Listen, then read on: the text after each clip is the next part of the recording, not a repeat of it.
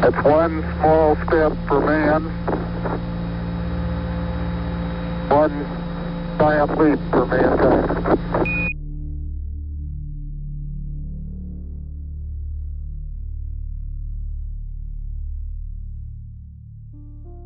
Houston, be advised.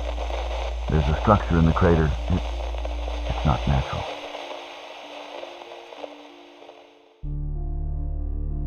Their mission was mapped to the second, but 200 yards from the landing site, all parameters became irrelevant. Houston, be advised. I have a visual on something at the base of the crater. The surface, it's not rock. It appears to be a solid, unbroken structure. Copy that, Eagle. Can you describe the composition? Negative, Houston.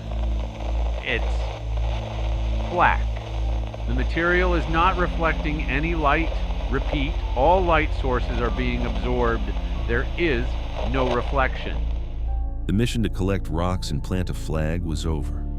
A new mission, one that would define the entire human species, had just begun. Eagle, stand by. We need to assess.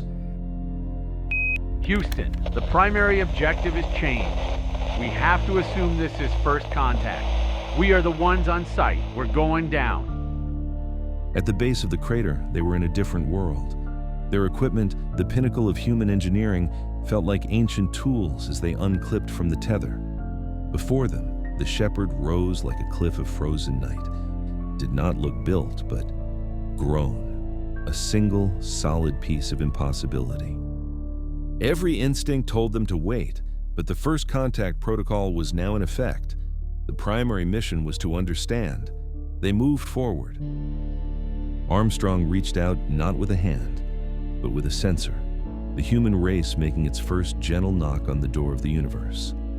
They moved through a space that felt less like a ship and more like a cathedral, an ancient, silent place built to house a single sacred object. My God, it's Earth, but from 1 billion years ago. It was a perfect living map of a world lost to time, not a projection, but a tangible object of light holding the memory of mountains and oceans that no human had ever seen. Instinctively, Armstrong reached out, and with a simple gesture, he turned the page of a book billions of years old. This was not just a map, it was an archive of every age and every civilization that had risen and fallen upon it. Neil, look, there are markers. Giza, Stonehenge, and Atlantis. The first record showed them the truth of the planet's oldest mystery. The Great Pyramids of Giza were not tombs. They were regulators, built by the first cycle to tame the planet's violent magnetic fields, creating a cradle for life. The second archive revealed a monument of healers. They saw Stonehenge, not as a ruin, but as a perfect machine, a filter built by the masters of the second cycle to desperately cleanse an atmosphere they had poisoned. The third showed a story remembered only as myth, the lost city of Atlantis. Their great work was the most ambitious, a gateway between worlds. They sought to break the rule of the cradle, but their ambition became their tomb, their regulator a bomb that sank a continent. And then, the archive showed them their own time, the world of 1969. Their great work was not made of stone, but of something they saw as progress, a planetary nervous system of radio, television, and the first satellites.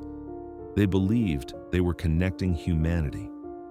In reality, they were building the most efficient monitoring system the shepherd had ever known. They saw their entire world, a perfect tool for an ancient observer.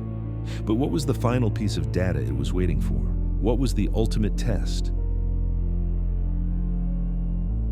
The moment a civilization gained the power to leave its cradle was the final entry needed to complete the collection. No! No! Not like this. If we started it, we can stop it. How? It's a system. We don't even know what it is. The orrery. It's the control interface. It's not working, Neil. It's drawing power. Then we disconnect it from the power source. If we can't stop the command, we can try to break the machine. It's not working, Neil. It's drawing power.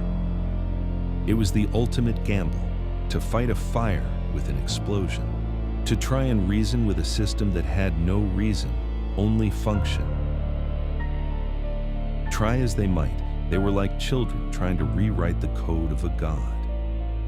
The Shepherds' technology was millennia beyond their comprehension. Every potential path they sought was a dead end, a closed door in a house without walls. And with every failed attempt, the one enemy they could not outsmart was closing in, the precious few minutes of air left in their suits. Defeated by the machine, and now defeated by the clock, they resigned themselves to the horrifying truth. Let's go home. The archivist had what it needed.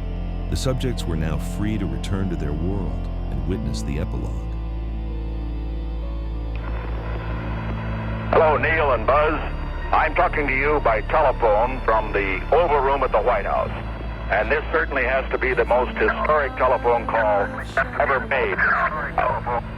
I just can't tell you how proud we all are of what you do. For every American, this has to be the proudest day of our lives. The fourth cycle's story ended not with a bang, but with a quiet journey home. Carried by two men who had touched the heavens, and in doing so, had condemned the world they loved to become just another ghost in the Shepherd's Library. A melody of broken skies, a hero's song in quiet disguise.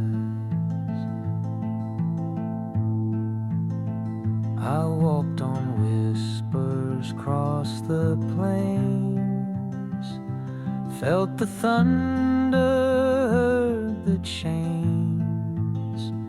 The earth it trembled, spoke my name, but all it gave was more to claim. Echoes rise from what I've done, but shadows grow with every sun.